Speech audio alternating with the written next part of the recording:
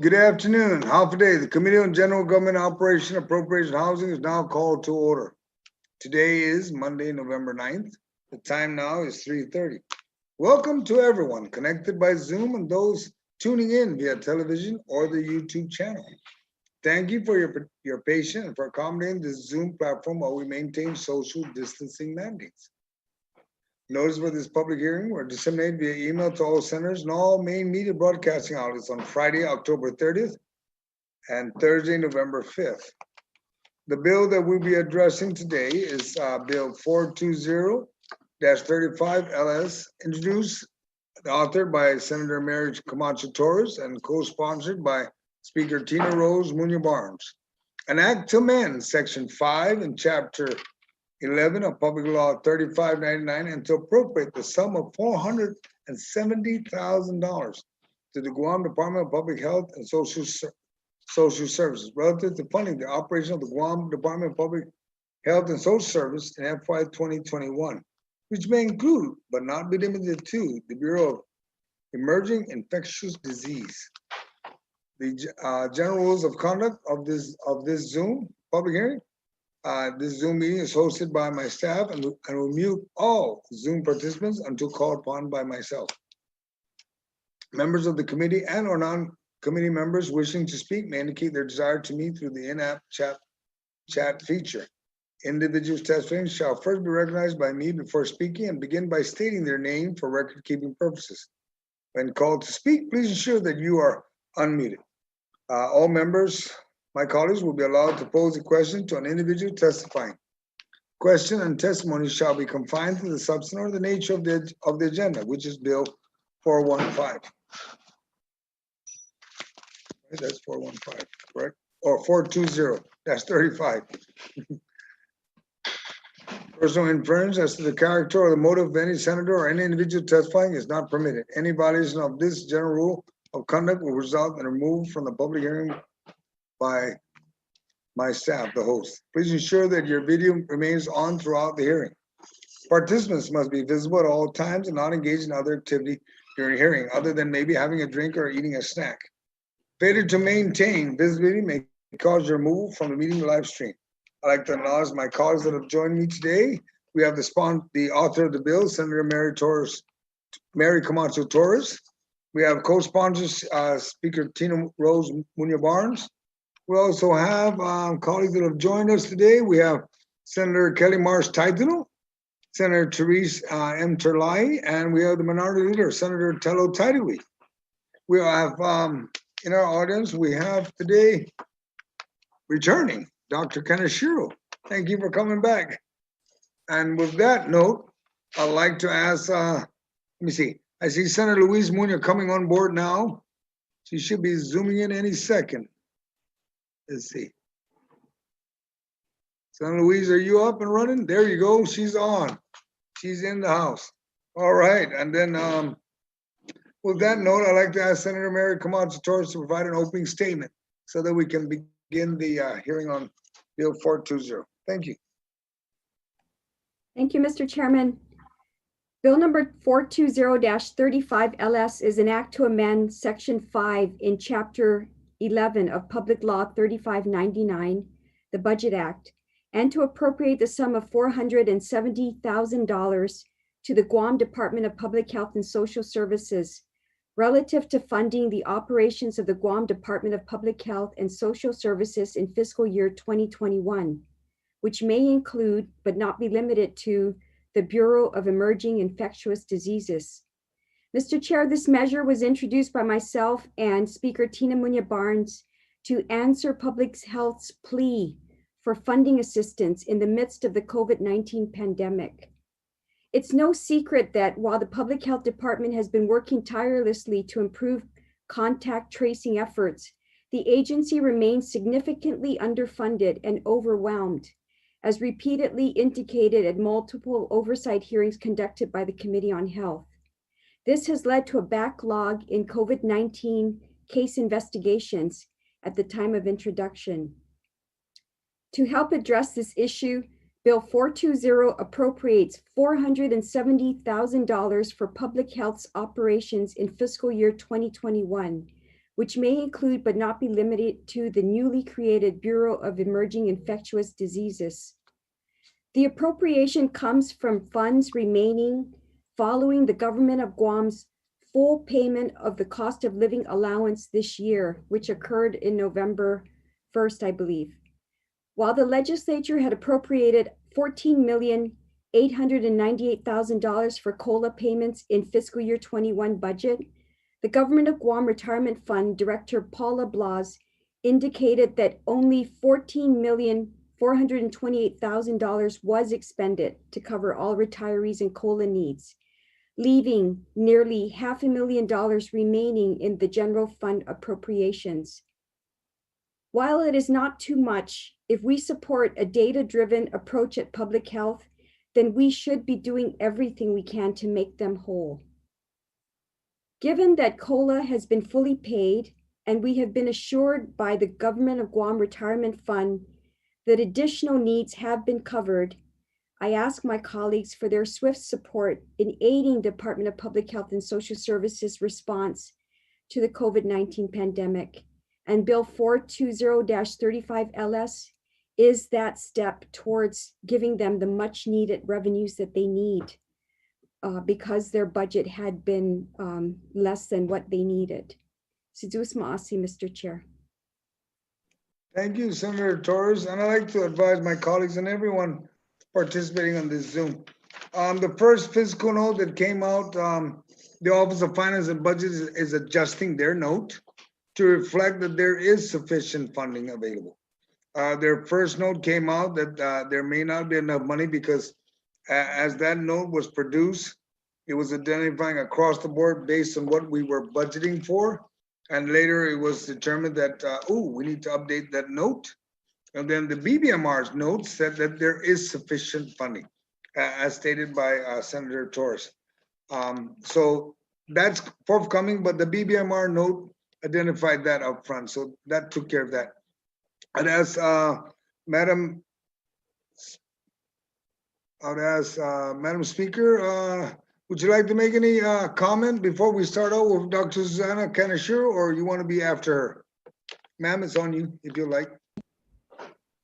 Thank you very much, Mr. Chair, and thank you to everybody who's on this Zoom public hearing. I am very, very appreciative to be the co-sponsor on this measure, and much like the previous measure of Bill 435, I'm literally hoping to move forward on this on session floor, and I want to share with everybody in this Zoom link, the Department of Public Health and Social Services truly needs all the resources they can get to fight this pandemic, and as soon as we are able to mitigate the spread of COVID, the sooner we can get our workforce, Mr. Chair, back to their workplaces and earning a wage and returning our economy to where it was once before this pandemic hit us. I also want to say that as the Oversight Chair of Retirement, I am very appreciative of the Government of Guam Retirement Fund and BBMR for taking the time to go over the numbers as noted in the fiscal note. I want to thank the author of the legislation for giving me an opportunity to be a part of the of this measure, but also thank her for literally working with me as we did our due diligence to get the actual numbers out there. And after speaking with the director and of course BBMR and getting an update on October 29th in writing, in email acknowledgement from the executive director of retirement to me, I just want to say that the numbers are legit based on the numbers expended from the 14,898 that was appropriated by us for fiscal year 2021. The total expenditures by the retirement was 14,428,000. I will share with you that there was concerns that was noted to me, but what about having to pay for the autonomous agencies that were that also have retirees? And I want you to know, Mr. Chair, that as noted that from GWA, Port Authority, GIA, Guam Housing, GPA, GBB, and GITA. All those resources came in to pay the COLA provisions as noted. So I want to thank the good author again for giving me this opportunity. I also want to thank you, Mr. Chair, because as you know that we really need any funds from anywhere that could help the number one agency that is at the forefront of this pandemic, and based on our chapter 10 GCA chapter 19, it's public health and social services literally at the forefront. And if we can help them do anything, and as it relates to that, I will continue to move forward, and thank you again. So I hope that we can get positive feedback on this, and I hope public health can share that perspective. And thank you, Dr. Kaneshiro, for again being here at the public hearing for this bill to share your comments. So Sizoson Binidisi Panamasi for giving me the opportunity to, as a co-sponsor, to at least make the opening statements. As All right, also the retirement to verify the numbers that were provided to me. Thank you, All Mr. right, Chair. thank you, Madam Speaker. I'd like to also recognize my colleague that's joined us, Senator Moylan. Thank you for joining us this afternoon. We'll begin with the first, you see, I did recognize Senator Therese earlier, right? I just want to make sure I didn't miss anybody. Yes, I think I covered everybody.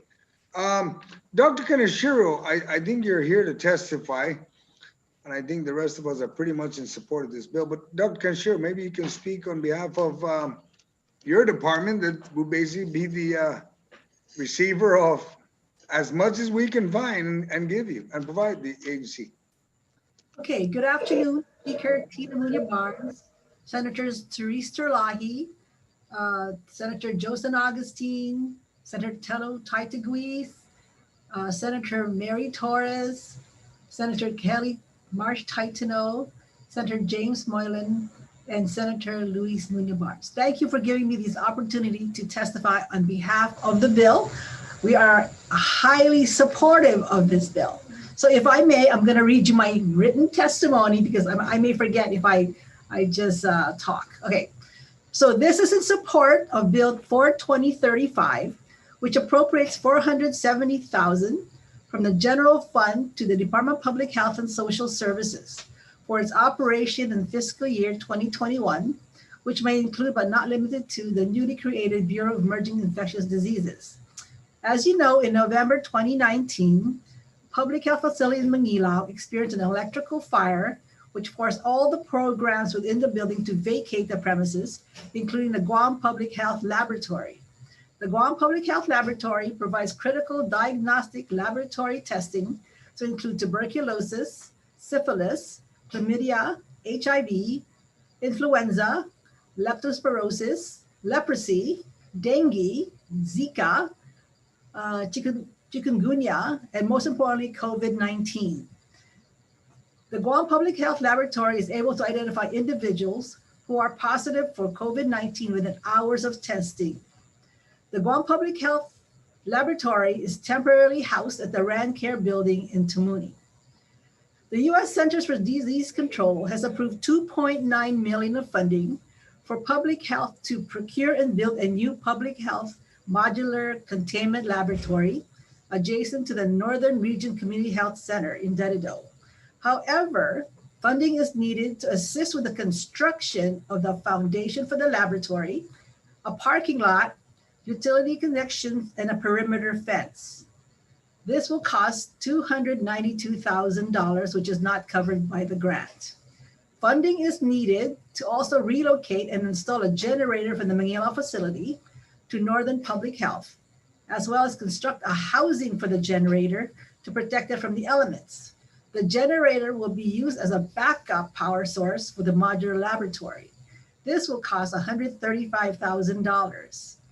The remaining $43,000 will be used to purchase computers, printers, office supplies, and office furniture for the staff in the Bureau of Emerging Infectious Diseases. These items are not funded by any of our federal grants. So this money is much needed for our department. So we are in support of this bill. Thank you. Yeah, thank you, Dr. Kennedy. Are you in that building also down here in Tamuning? Northern Public Health. Okay, because the rest of your folks are here. The parking lot that I used to drive in real easy is all packed up with all public health folks, but that's okay. I welcome, I enjoy that you guys are all here. So if anybody needs to know where vital statistics at and everything, once you find them, you find my office. So it's a package deal. I'll go down the line and I'll begin with Senator Therese. You're the oversight chair. Do you like to ask any questions? I know you support this. It helps public health in any other form. Sure. Thank you, Mr. Chair. Yes, and Dr. Kenichiro, thank you for being here and providing testimony. If I could just clarify a couple of things. So you itemized how you would spend the $470,000. So that's great. And that's to supplement the federal funds that you will be getting for this bureau, right? And other things, moving the generator. So you're going to move that generator from Manila to the northern facility. Correct. Okay. Correct. All right, and then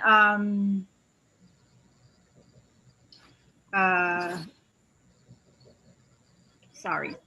Yeah, there were of course other needs outlined by public health that this does not then address. You will not be using it for those very critical needs that were outlined by the director at one of the other hearings that we had. For example, the senior citizens programs or any of those programs. Well, we were focusing on the laboratory, the capacity. So right now it's inadequate for our needs. So to build capacity for testing, we would like to focus on getting this modular lab from CDC. Mm-hmm. So they're willing to give us this modular lab, but first we have to build a foundation. You know, we need the support for the modular lab. How does that increase your capacity? By what? Does it double your capacity, or what is it? Exactly. Because it also comes with new equipment. So we build our capacity because it can test more specimens, because they're going to also give us new equipment along with the modular lab. Right, but what kind of testing? This is not for COVID. You're talking about for also for COVID and all the other diseases. All right. Yeah, so this would it double then your lab capacity? Because you have the lab in Tamuning, and then is this going to be able to do everything that you do in Tamuning is my question. It's actually we're supposed to move the lab here to this modular laboratory. Oh, so we're not, I see. It's not in addition to, it's actually going to replace the laboratory. Oh, that's too bad. Okay. I was hoping it was like doubling the capacity. All right. We're going to move it to the northern. All right. Can I ask, did you receive the $3 million from the CARES Act, that additional $3 million that you were supposed to receive? You know, I don't know, Senator. Okay. And all right. Well, while you're here, I want to follow up too on the lapses from FY20. If they weren't able to confirm that at our last hearing, so I was wondering if you were able to confirm that today. For which one, Senator? Lapses for public health from FY20. Non-Medicaid lapses. I'm sorry, that's going to be a director's call. Right. I can't answer that one. Sorry. Okay. All right. Sorry. Yeah, can I just ask one more question? So then moving the lab, your lab is fully capable right now of testing for COVID, but moving it, is that going to help us to test COVID faster or do more? Or when do you expect to do that? We want to get this laboratory in 2021. But we have to build that foundation for us to get it. But actually, the laboratory we have now it meets minimum requirements, but it needs it needs help. It needs actually to address other issues, right? And so we want to be up to par with the latest and greatest equipment. So that's what it is. No, I understand that. I'm just trying to make sure that is the top. Is not really related to the bill. The bill gives the money. It's up to you how you're going to use it. But I just want to make sure you're using it. That is going to enhance our COVID response or not, right? It is. Or if we should use the money for something else that enhances our COVID response. Because I know you spent a lot of money too to get the lab like certified in its new location there in Tamuning, right? But I'll leave it to you. I'm just hoping that this is something that, you know, this is rare cash that's been found, and very rare. So I just hope that we can enhance our COVID response with it, and that you know, we don't have to hear about public health being behind and it's tracing, it's testing, anything anymore. If we can give this, but you know, we have to. So this modular lab is 2.9 million. And so Okay. we wanted to take advantage that they were going to give it to us. All right. Okay. Well, hopefully, that you'll be able to describe for us, how that helps our COVID response. Yeah. Mhm. All right. Thank you so much. Thank you, Mr. Chair. Thank you. All right, thank you. Senator Kelly Marsh, Sentinel, please. Stuart Mossy, Mr. Chair. Yeah, I wanted to be able to attend this hearing to listen to the details. Of course, we're all very supportive of and looking for every possibility we can to provide more funding for the Department of Public Health and Social Services. And so this is a great example of keeping our ears and eyes open and shepherding those resources to where they're just so needed for the benefit of the community. And I really appreciate being able to hear the details of the lab, as the senator before me was asking for the details about the lab. I think this information is really important.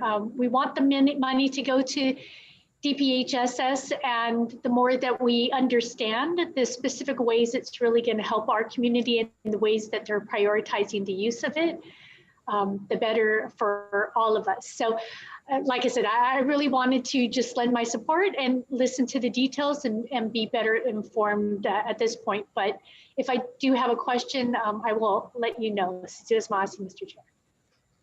Thank you very much, Senator Kelly. Senator Louise, ma'am, you ready? Always ready, sir. Thank you. All right, thank you, ma'am. Thank you again, and thank you to the author and anyone who can find any money that we can appropriate to the Department of Public Health. They need all the help that they can get, especially in this area. I think one of my concerns is that, you know, I know that the updated fiscal note states that all of the COLA payments have been paid out already, and this was extra funds. But I mean, could there even just be a possibility of a system error, or maybe someone who was maybe did not receive their COLA checks, and what happens if that balance is zeroed out and then they find that there was, you know, maybe a retiree that through some kind of system error wasn't paid? What would happen then if that was the case? If that was the case, you know, I mean, there's always some kind of technical or issue that maybe someone could have slipped through the cracks. I'm not sure, but if that was the case, anyone can answer that. I think Senator Muna, the retirement has a running roster. I'll have the speaker respond to it, but I'm very familiar that they have a running roster. They have to make sure their I's are dotted, their T's are crossed. And everyone is accounted for. Making sure they're alive is one, and then making sure they're able to get the money. But maybe the speaker can respond because she oversees the retirement fund. Mr. Chair, for that, and I want to thank Senator Louise Muna for that inquiry, that question. Really important, as Senator Torres and I did check. The question came to me. I double checked with the director, and she shared with us that already funds are set aside for all those possible incidences that may happen, and the money is already set aside for that. And they've worked it through every single retiree that needs to get COLA and making sure that even with the autonomous agency and the the line agencies, that every single retiree that's due a COLA, whether there's a glitch or not, there is a portion set aside to make sure that everything goes through smoothly. So yes, that question was double checked, and I want to thank Senator Torres again and her staff for working closely with ours to make sure that we got those questions answered right away. So thank you, Senator Muna. That was a very good question, as it was brought up by the author too. Thank you. I mean, we can never be too sure, right? That if knowing that this extra 470,000 is above and beyond any system errors or any maybe individual errors that could have, slipped through the cracks. It's good to know that once they are taken care of, that they will still be taken care of even beyond that. So that was really my only question that I had in regards to this bill. Anything that helps support public health, I'm all for and looking for any answers or any other ways that we can assist them. Thank you, Mr. Chair. Thank you, Senator Muna. Senator Moylan, do you have anything, sir? Thank you, Mr. Chairman. Yeah, I'm glad the retirement fund did identify that amount. It's very helpful. I'm just also wondering further on how we came up with that amount. If I'm understanding right, it's $2,000 per retiree. So if you take 470,000, that comes out to 235 people that we over budgeted for. Is that wrong? Speaker got it. Okay, Speaker, go right ahead. Yes, Senator Moylan, you are right, but that was just extra money based on the appropriations that the legislature appropriated for 2021. So yes. Okay, so now OFB will get the numbers from GovGuam Retirement Fund. I mean, they would tell us so many thousands of retirees. That's were we overestimating? I'm not sure why. How did we cut over 235 retirees when we could have used that money during the budget process? That's what I'm trying to get at. How did we go over 235 people? Senator Jim, that's a very good question. I'm gonna go ahead and guess on that. That number one, we need to understand that throughout the year, Senator Jim, and for the people of Guam, you have people alive and people that passed away. And when those numbers adjust, if you have a beneficiary, you get 50%. If there's no beneficiary, then it just changed. And I'm not saying 235 have gone away, but the numbers that OAB would have gotten, we would have gotten that from BBMR during the budget process. They feed us the data, and that's supposed to be confirmed with retirement fund, and then we just match it into the Budget Act. Now, as everything starts to farm out, then the money comes in, then they do the roll up at retirement fund, then they'll start identifying, okay, this is all we have to pay. The autonomous agencies are now covering these. They're covering these numbers. Because you remember at one point, some autonomous agencies weren't doing their share. Now they're actually up to date.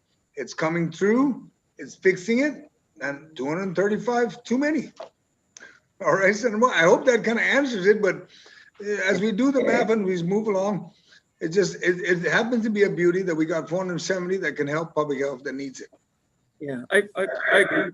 Maybe for next year's budget, we got to watch their cushion projection. 235 just seems a lot to me, but I'm glad we identified the cash.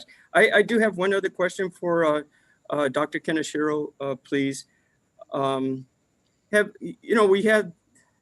don't know what amount the governor has thus far spent of the CARES fund, and it's going to come up. December 31st is coming about really fast. If we don't spend it all, we'll lose it. I hope to see it spent properly. And of course, it will be at Department of Public Health there. And since we're using this new lab for COVID, have you also attempted to ask the governor for 470,000 or make it 500,000 from the CARES fund? And we can always use this 470 someplace else, like University of Guam or other places like Guam Memorial Hospital. not to say we shouldn't use it for public health, but if the CARES funding is still available, you're going to use it for CARES to expedite some stuff for us. Why aren't we using up all the CARES fund first and using the money from the general fund, putting that aside? We've actually been looking for different sources to pay for these items we need for the modular lab. So we're trying different revenue sources. So if this came up, it was actually appropriate because the amount was just right for the laboratory. But we even asking for different assistance actually. So I don't know. I can't answer that one. I don't know. I can't answer why we don't use CARES Act money. I mean, Yeah. we could. I mean, Yeah. Overall, doctor, our general fund is, we really cut it bad, and every agency is asking us for more money, and every agency is getting upset for us. But if you're doing this lab for the good of the citizens, right, and it's benefits, it has something to do with COVID, I would say let's use that federal money, every last penny of it before December 31st. And if the director there could ask the governor one chance, and then we can always use this 470 someplace else. But just a thought, doctor. I don't want to put you on the spot, but just a thought. Okay. Thank you very much. Thank you, Mr. Chairman. Thank you, Speaker. Thank you, Senator Jim. Hot man. Anyway, Senator Tello. Thank you, Mr. Chair. Thank you, Suzanne, Dr. Kaneshiro, for being here today. I was so hoping that we would have your ASO as well to be here to talk about a few things. I remember during one of the hearings, I think it was a roundtable actually, not a hearing, that the Bureau of Emerging Infectious Diseases actually received a grant, if I'm not mistaken, and it was quite a bit. Do you remember the grant that was awarded? no, it was actually the epidemiology and laboratory capacity grant. So they were funding a lot of the CDC coordinators, CDC investigators, and then that's when we thought maybe because of these hires, maybe you can create a bureau because of all these hires. It was actually the other way. So they had an existing grant and they were funding all these positions. Then they were thinking, why not make another bureau out of all these personnel? That's what happened, actually. So they were trying to put all these new personnel into a bureau because And that's the what. And the bureau we're talking about is Bureau of Emerging Infectious Diseases. Correct. So it was created. Okay. It was like an afterthought, actually. An afterthought. Okay. That's So you it was received an the grant, opportunity. right. It was an opportunity to create a new bureau with all these personnel were being hired by the grant. Oh, by the grant. Okay. And now you need a place for them all to congregate or work. Yeah. So we're gonna And that's, okay. So, and that's the lab that you're talking about. And you keep saying you needed a foundation. You need to start the foundation earlier. Right. We're talking about. So they're going to give us a modular laboratory. And so they need to create the foundation for the modular laboratory. So that means we're talking foundation. When I think of foundation, I think of construction. I think of a slab on the ground, right? Okay, and that's it. And it's already been, you located it will be in the northern facility across from Weddell Elementary. So they identified a piece of property right behind the Northern Region Community Health Center, right behind. So they already identified that piece of land where they want to put the modular lab on. Okay, and then what do you plan, what funds do you plan to sustain that building and this bureau? Well, so the ELC lab is good for 2 years, at least 2 years. So hoping before the 2 years is up, we can apply for another grant to maintain it. So we have that opportunity. To keep, maintain. Yeah, so we have 2 years to hopefully that we have another grant to apply for to maintain it. And how many employees did you hire with that grant that and what the grant was like, how many millions? It was like 5 million. 5 million. Okay, 5 million. And how many employees were to hire with that 5 million? They were going to 15 to 25 personnel. And that uses up the full 5 million? No, so there are also other like equipment, lab equipment, for example. They also have they have a study they're going to be doing, and so it's not only personnel. There's also rental money in there too. Oh, okay. Do you have actually the write up on, you know, the cost associated with everything, like the business plan on, you know, you talk about the foundation, it's going to cost this, you know. Actually, we had a contractor give us a quote, so I do have that. Well, you know, building the bureau up, putting the foundation down, how many employees are there? What does it cost to sustain it? How much the equipment's going to cost? How long are you, you know, a plan? More than yes, I can do that to you, Senator. Okay, appreciate it. I think that would be great if the oversight chair, if you can give it to the oversight chair of health, and then, you know, we can ask to see that as well, just to see where the money is going, you know, and how it's being spent, and how far this $5 million is going to take us. You know, sometimes when we know there's an issue with COVID and everyone wants to do their part, but, you know, we also have to be conscious about not just throwing money at something that is not going to do anything, but just waste. Like, I remember when we were working on the rhino beetle, and we were throwing money at it and nothing was eradicated. I mean, nothing really got done. So I don't want to see that the money that we take, especially during a really financial crisis that we're in, and we're going to probably see in the future, especially when you have the ability to use CARES Act money instead of general money. So public health, the hospital, public safety, these are all areas that can utilize this CARES Act money.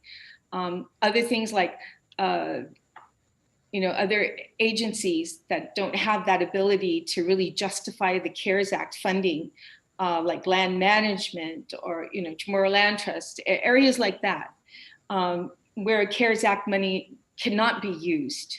So that's why I was hoping your ASO, Mr. Taitigui, was going to be here today so that we can ask what is the status and update of the CARES Act money.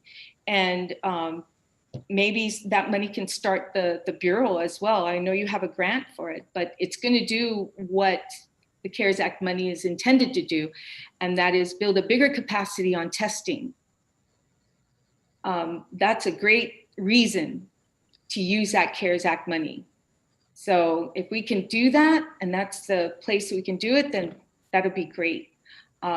So I'm looking forward, Mr. Chair, to getting some more information by Public Health on this itemized spending of the Bureau, and where they at now on the CARES Act money, because I was hoping to get that information today. And okay, but other than that, I appreciate Dr. Kaneshiro, all the hard work you're doing over there. And I wish you the best of luck in getting that Bureau up and running. Thank you. All right, thank you, Senator Tello. And I'll leave that to the oversight chair to pick on public health and get all that other information. But on this bill, I'd like to, and there's no one else to testify, I'd like Senator Mary Torres to provide a closing statement on bill. Or to Senator Torres, you wanted to ask a question? Otherwise, yes. you're the oversight of that agency. Could I please ask a question? Yeah. Yes, please. As long as we're within the bill.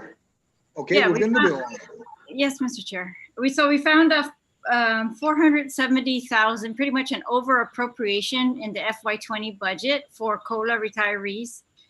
And I'm wondering if OFB was able to look back at prior budgets and if there were any other prior over appropriations as well. I did call the retirement fund and ask them about FY21. They don't think there is an over appropriation for FY21. It's my understanding, but what about prior years, Mr. Chair? Are we able to determine that? Well, I will follow up with the OFB and check on that, because I am watching the appropriation that was given to public health.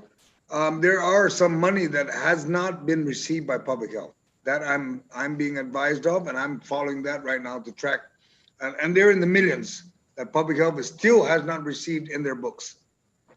Oh, yes, Mr. Chair, that's why we keep saying if they get the money that's due to them, they, they can definitely do so much more. Yeah, they have lapses, I believe that's due to them. They have appropriations in the millions, like you said, that has been appropriated for Medicaid and other purposes, that if they get it, yeah, the shortfall is definitely different than what has been portrayed in the media.